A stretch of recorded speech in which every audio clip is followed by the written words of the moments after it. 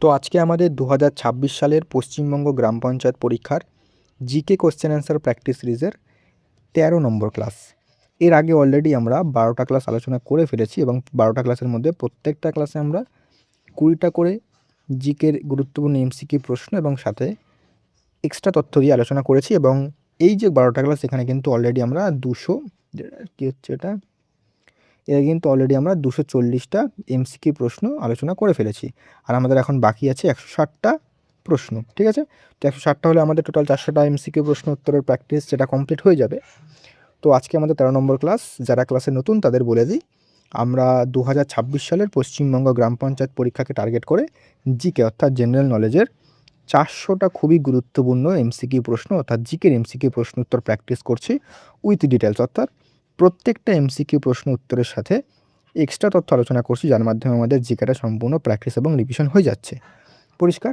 আর আমরা কিন্তু already 12টা class আলোচনা করে ফেলেছি, যেখানে আমরা টোটাল 240টা প্রশ্ন ইতিমধ্যেই কমপ্লিট করে ফেলেছি। তো তোমরা কিন্তু অবশ্যই প্রথম থেকে ক্লাসগুলো দেখো। এই ক্লাসগুলোর লিঙ্ক আমি ডেসক্রিপশনে দিয়ে দিয়েছি, অথবা তোমরা আমাদের চ্যানেলে যাবে, সেখানে দেখবে একটা প্লেলিস্ট বলে সেকশন আছে। সেই প্লেলিস্টে দেখবে আমি এখান থেকে এই যে জিকে 400 এমসিকিউ এর জন্য একটা আলাদা প্লেলিস্ট করে দিয়েছি। সেটাই ক্লিক করলে তোমরা কিন্তু পরপর ক্লাসগুলো দেখতে পারবে। তোমরা প্রথম থেকে কিন্তু ক্লাসগুলো করো যারা আমার ক্লাসে নতুন। যারা রেগুলার ক্লাস করো তারা তো জানোই যে ক্লাসগুলো কতটা গুরুত্বপূর্ণ। তো যাই হোক, আর একটা কথা বলি, আজকের যে ক্লাস সেটা কিন্তু একটু আলাদা, মানে অন্যান্য ক্লাসের থেকে আলাদা। কেন আলাদা করেছি তার কারণ হচ্ছে, আমি দেখছি যে আমাদের আগের যে কিছু ক্লাসগুলো রয়েছে সেখানে কিন্তু সবার যে আগ্রহ ক্লাসের প্রতি সেটা একটু কমে আসছে। এটাই হয়, এটাই স্বাভাবিক। কারণ যখন কোনো সিরিজ চালু হয় বা যখন কিছু চালু হয়, তখন প্রথম সবাই একদম দেখে বা সবাই একদম মানে অনেক মোটিভেটেড থাকে যে না আমি দেখবো, আমি করবো প্রত্যেকটা ক্লাস। কিন্তু একদম শেষে গিয়ে কিন্তু ধরো প্রথম ক্লাসে দেখলো 100 জন, সেই ক্লাসগুলো মানে সিরিজটা শেষ হতে কিন্তু সেই 100 জন থেকে মাত্র 10-15 জন বেঁচে থাকে। আর যেই 10-15 জন বেঁচে থাকে তারাই কিন্তু ভালো ফল করতে পারে। যারা প্রথম থেকে দেখে একদম মাঝখানে বন্ধ করে দেয় বা পুরোই বন্ধ করে দেয়, তারা কিন্তু কোনো সময় কিন্তু কোয়ালিফাই করতে পারে না। যারা একদম শেষ পর্যন্ত টিকে থাকে তারাই কিন্তু শেষে গিয়ে কোয়ালিফাই করতে পারে, এটা মাথায় রাখবে। তো আমি বলব প্রথম থেকে সিরিজটা ফলো করো, তাহলে কিন্তু তোমাদেরই সুবিধা হবে। আজকের ক্লাসটা কীভাবে আলাদা হবে, আজকের ক্লাসটা কিন্তু আমরা ওয়ান লাইনার হিসেবে আলোচনা করব এবং প্রত্যেকটা কিন্তু প্রশ্ন উত্তরের সাথে আজকেও কিন্তু এক্সট্রা তথ্য থাকবে এবং আমরা কিন্তু অনেক কিছু আজকে শিখতে পারবো। ঠিক আছে? আজকে আমরা টোটাল নিয়ে এসেছি 40টা প্রশ্ন। কারণ যেহেতু আমাদের ওয়ান লাইনার, সেক্ষেত্রে আমাদের খুব একটা সময় লাগবে না। আমরা প্রশ্ন উত্তর একেবারেই আলোচনা করব। আগের যে এমসিকিউ ক্লাসের মতন আমাদের আর পজ নিতে হবে না। ঠিক আছে? তো আজকে আমাদের 40টা এমসিকিউ বলছি, 40টা হচ্ছে আমাদের ওয়ান লাইনার। ঠিক আছে? ওয়ান লাইনার 40টা ওয়ান লাইনার। ঠিক আছে? তোমরা কিন্তু অবশ্যই সম্পূর্ণ ক্লাসটা দেখো। আর অবশ্যই আজকের ক্লাসের পিডিএফটা তোমরা বিনামূল্যে পাবে। পিডিএফটা পেতে হলে তোমাদের যেটা কাজ করতে হয় সেটা হচ্ছে অবশ্যই চ্যানেলটাকে সাবস্ক্রাইব করে রাখতে হয় এবং শেষ পর্যন্ত ক্লাসটা অবশ্যই দেখো। তোমরা তাহলেই বুঝতে পারবে যে পিডিএফটা কী করে বিনামূল্যে পাবে। পরিষ্কার? তো যাই হোক, শুরু করছি আজকের ক্লাস। দেখো, ক্লাসটা আজকে এভাবেই হবে, কারণ যেটা বললাম অনেকের আগ্রহ কমে আসছে ক্লাসের প্রতি। তো এই ক্লাসটা মানে এই যে সিরিজটা, এটা আমি শেষ করে দেবো খুবই তাড়াতাড়ি। শেষ করার পর আমরা চলে আসবো নতুন একটা, মানে এরপর আমি দেখছি কী করা যায়, নতুন একটা সিরিজ চালু করবো, ভাবছি কী করা যায়, সেটা তোমাদের সাথে পরে আমি ডিসকাস করে নেব। দেখো, প্রথম প্রশ্ন, ভারতের প্রথম জৈবমণ্ডল সংরক্ষণ কেন্দ্র অর্থাৎ বায়োস্ফিয়ার রিজার্ভ কোনটি? প্রথম বায়োস্ফিয়ার রিজার্ভ হচ্ছে নীলগিরি বায়োস্ফিয়ার রিজার্ভ। এবার এক্সট্রা তথ্য দেখো, এগুলো তোমরা চাইলে খাতায় লিখে নিতে পারো। এর প্রতিষ্ঠা হয় কবে? 1986 সালে ভারতের প্রথম বায়োস্ফিয়ার রিজার্ভ এটা। ইউনেস্কো ওয়ার্ল্ড নেটওয়ার্কের অন্তর্ভুক্ত হয় 2000 সালে। 3টি রাজ্য বিস্তৃত এটা, মানে নীলগিরিটা মূলত কিন্তু 3টি রাজ্যে বিস্তৃত। এটা হচ্ছে তামিলনাড়ু, কেরালা এবং কর্ণাটকে।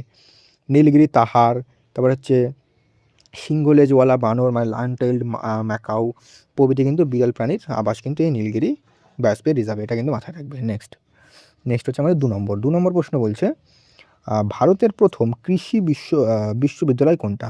ভারতের প্রথম কৃষি বিশ্ববিদ্যালয় হলো গোবিন্দ বল্লভ পন্থ কৃষি ও প্রযুক্তি বিশ্ববিদ্যালয়। এটা হচ্ছে পনন্তনগর। ঠিক আছে? তারপর হচ্ছে এটার প্রতিষ্ঠা হয় 1960 সালে।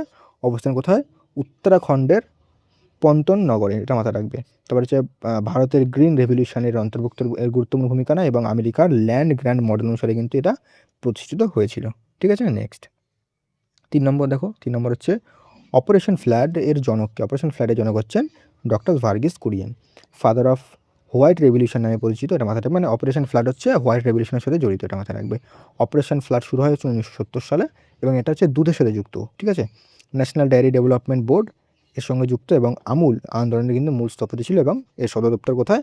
আনন্দ গুজরাটে, এই যে আমুলের সদর দপ্তর, এটা মাথায় রাখবে, ঠিক আছে। আর অপারেশন ফ্লাড হচ্ছে কার সাথে যুক্ত? এটা হচ্ছে হোয়াইট রেভলিউশন অর্থাৎ শ্বেত বিপ্লবের সাথে যুক্ত, ঠিক আছে।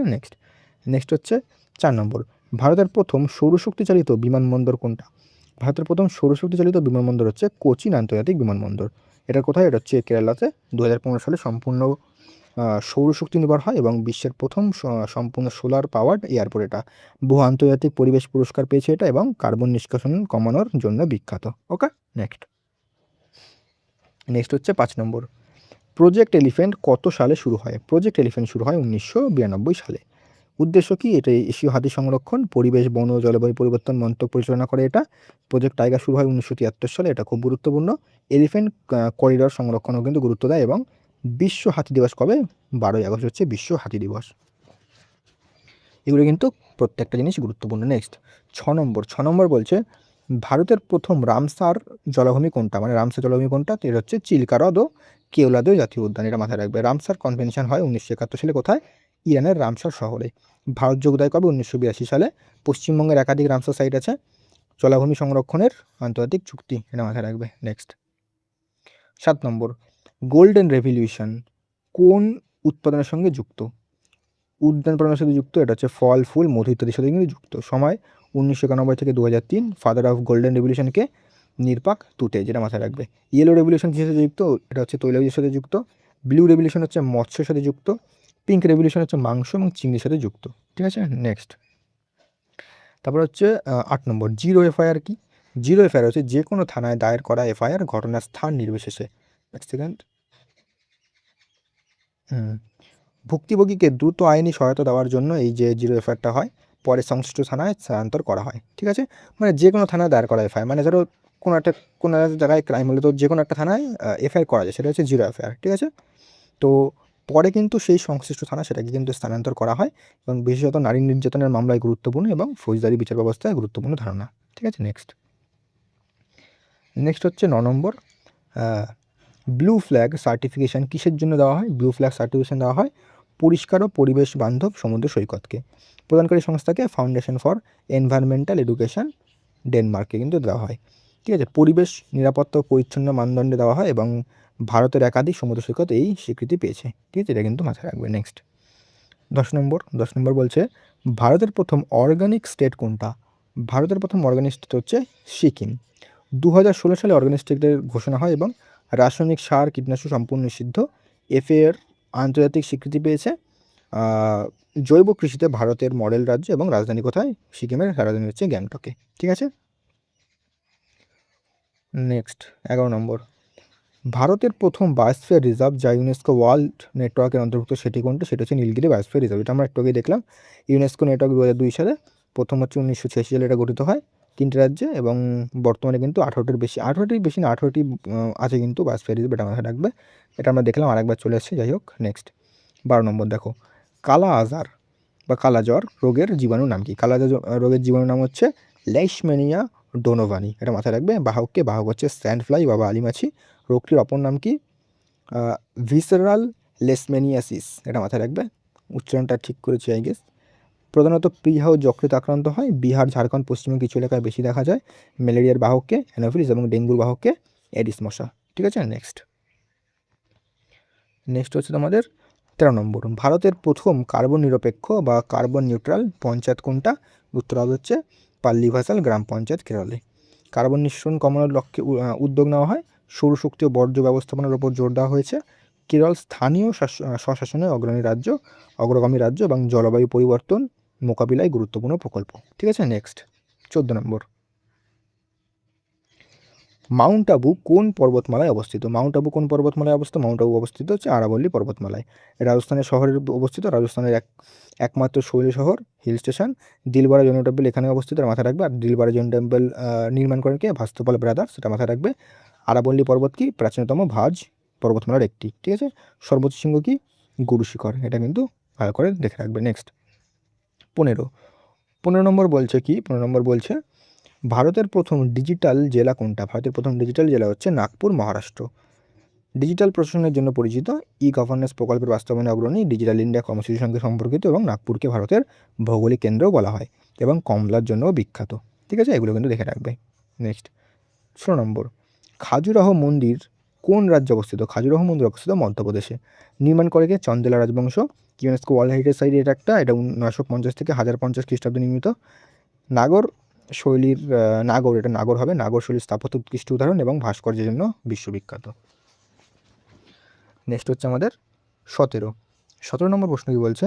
ভারতের প্রথম মহিলা আইপিএস কে ছিলেন? ভারতের প্রথম মহিলা আইপিএস ছিলেন কিরণ বেদী।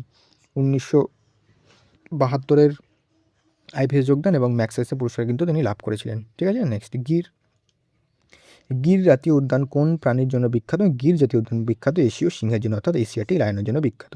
এটা গুজরাটে অবস্থিত, বিশ্বের একমাত্র প্রাকৃতিক আবাসস্থল। প্রজেক্ট লায়নের সঙ্গে সম্পর্কিত এবং প্রতিষ্ঠা হয় 1965 সালে। জুনাগড় জেলার কাছে এর কিন্তু অবস্থিত। নেক্সট হচ্ছে 19 নম্বর বলছে ভারতের প্রথম কাগজবিহীন আদালত কোথায় চালু হয়? ভারতের প্রথম কাগজবিহীন আদালত চালু হয় হচ্ছে কেরলের উচ্চ আদালত।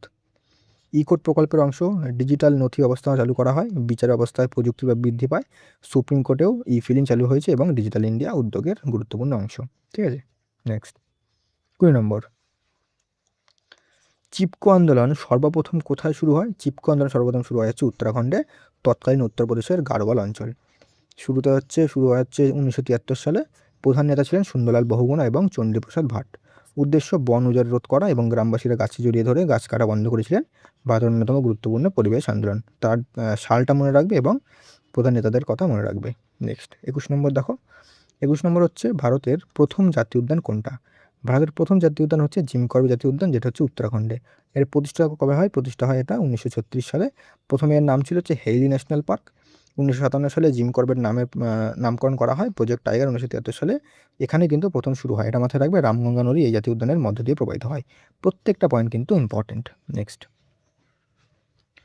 22, ভারতের প্রথম বায়োমেট্রিক আধার নম্বর কোন সংস্থা প্রদান করে? উত্তর হবে ইউআইডিএ, অর্থাৎ unique identification authority of India. এটা প্রতিষ্ঠা হয় 2009 সালে। প্রথম চেয়ারম্যান ছিলেন নন্দন নীলকানি। আধার নম্বর 12 সংখ্যার, এটা মাথায় রাখবে, এবং নাগরিকত্বের প্রমাণ নয়, পরিচয়ের প্রমাণ। ইলেকট্রনিক্স ও তথ্য প্রযুক্তি মন্ত্রকের অধীনে কাজ করে। নেক্সট হচ্ছে আমাদের 23 নম্বর। 23 নম্বর হচ্ছে আমাদের ভারতের প্রথম স্মার্ট সিটি প্রকল্প কবে চালু হয়? ভারতের প্রথম স্মার্ট সিটি প্রকল্প চালু হয় 25শে জুন 2015 সালে। চালু করেন কে? প্রধানমন্ত্রী নরেন্দ্র মোদী। প্রথম পর্যায়ে 20টি শহর নির্বাচিত হয় এবং পশ্চিমবঙ্গ শহর নিউ টাউন, বিধাননগর এবং কলকাতা। ঠিক আছে, উদ্দেশ্য উন্নত নগর এবং অবকাঠামো গড়ে তোলা। আর আবাসন ও নাগরিক বিষয়ক মন্ত্রক এই প্রকল্পে কিন্তু পরিচালনা করে থাকেন। নেক্সট 24 নম্বর, ভারতের প্রথম মহিলা বিচারপতি কে ছিলেন? মহিলা বিচারপতি প্রথমে ছিলেন ফাতিমা বিবি, এটা মাথায় রাখবে, এবং নিযুক্ত হন 1989 সালে। 25 নম্বর প্রশ্ন দেখো, 25 নম্বর প্রশ্ন হচ্ছে ভারতের দীর্ঘতম বাঁধ কোনটা? ভারতের দীর্ঘতম বাঁধ হচ্ছে হীরাকুদ বাঁধ। এটা কোথায়? এটা হচ্ছে উড়িষ্যাতে। এটা কোন নদীর ওপর? হচ্ছে মহানদীর ওপর। দৈর্ঘ্য কত? 25.8 কিলোমিটার। এটার উদ্বোধন কবে করা হয়? 1957 সালে। বন্যা নিয়ন্ত্রণ, সেচ এবং জলবিদ্যুৎ উৎপাদনে কিন্তু ব্যবহৃত হয়। নেক্সট হচ্ছে 26 নম্বর, ভারতের প্রথম কৃত্রিম উপগ্রহের নাম কি? এটা হচ্ছে আর্যভট্ট। উৎক্ষেপণ কবে করা হয় এটার? 19 এপ্রিল 1975 সালে। উৎক্ষেপণ কেন্দ্র হচ্ছে সোভিয়েত ইউনিয়ন। নামকরণ করা হয়েছে গাণিতিক আর্যভট্টের নামে এবং এটি কিন্তু ইসরোর প্রথম উপগ্রহ। নেক্সট 27 নম্বর, লৌহ পুরুষ বিসমার্ক কোন দেশের ছিলেন? তিনি ছিলেন জার্মানির। তার পুরো নাম কি? ওট্টো ভন বিসমার্ক। জার্মানির একীকরণের প্রধান স্থপতি এবং রিয়াল পলিটিক নীতির প্রবক্তা এবং প্রথম জার্মানির চ্যান্সেলর। এবং ভারতের লৌহমানব কাকে বলা হয়? সর্দার বল্লভভাই প্যাটেলকে ভারতের লৌহমানব বলা হয়। এটা আমরা অনেকবার পড়েছি। নেক্সট 28 নম্বর, ভারতের প্রথম জলবিদ্যুৎ কেন্দ্র কোথায় অবস্থিত? ভারতের প্রথম জলবিদ্যুৎ কেন্দ্র স্থল সিদ্রাপাং। কোথায়? সেটা দার্জিলিংয়ের পশ্চিমবঙ্গে। এটা স্থাপন কবে হয়? এটা হচ্ছে 1897 সালে।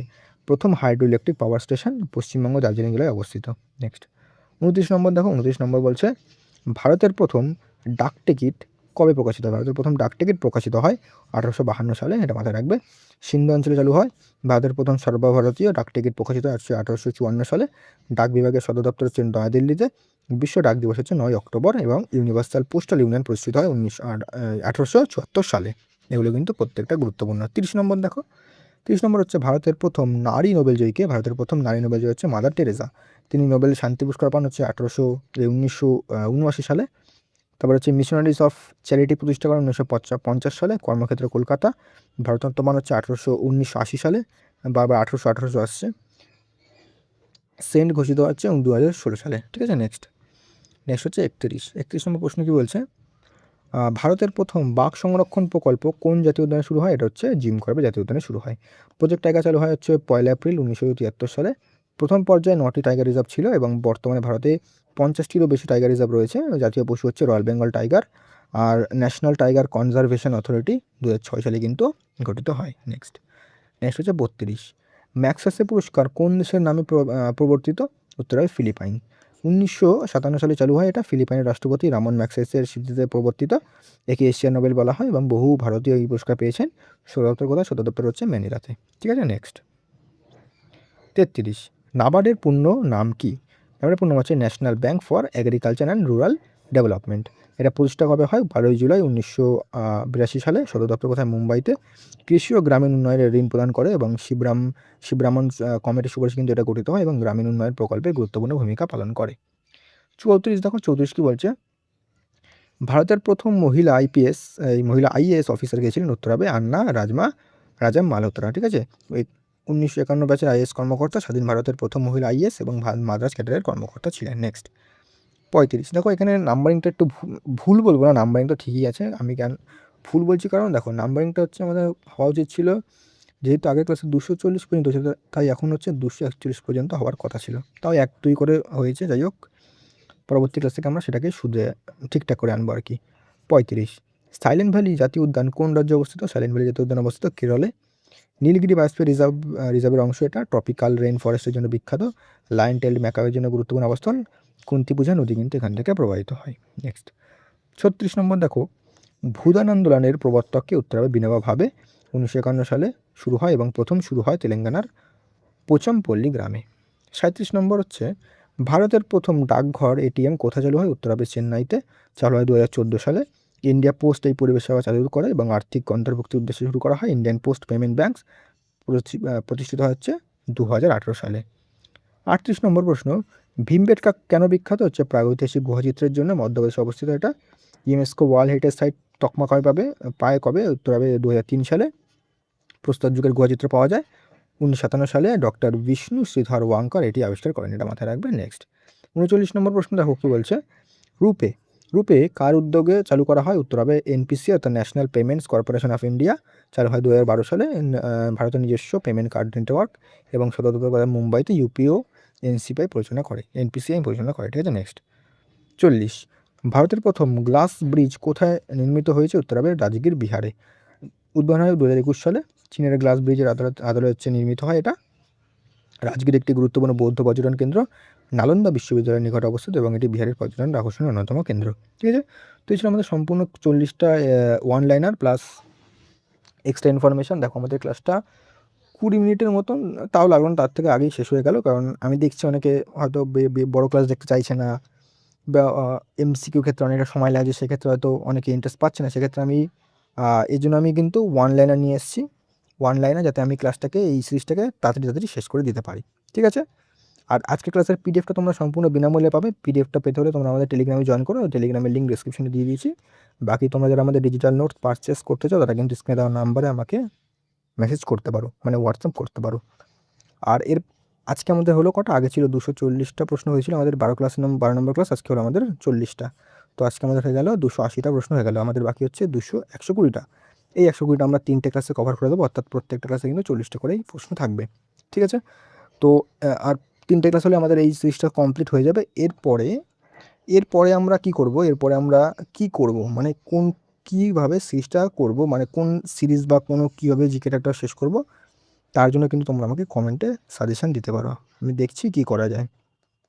ঠিক আছে, আমি ভাবছি যে কোনো পার্টিকুলার যে সাবজেক্টের যে সমস্ত অধ্যায়গুলো রয়েছে বা টপিকগুলো রয়েছে যেগুলো গুরুত্বপূর্ণ, সেগুলো একদম চ্যাপ্টার ওয়াইজ এমসিকিউ এবং এক্সট্রা তথ্য প্র্যাকটিসের একটা সিরিজ চালু করব ভাবছি। এবার তোমরা আমাকে কমেন্ট করে জানাও যে কীভাবে চালু করলে বা কীভাবে কোন সিরিজ চালু করলে তোমাদের সুবিধা হবে, সেক্ষেত্রে আমি কিন্তু সেভাবেই করব। পরিষ্কার? আর অবশ্যই কিন্তু ভিডিওটাকে লাইক করে দিও, আর ক্লাসটা কেমন লাগলো বলবে, আর পিডিএফটা যেটা বললাম তোমরা আমাদের টেলিগ্রামে পেয়ে যাবে। পরিষ্কার? তো দেখা হচ্ছে নেক্সট ক্লাসে।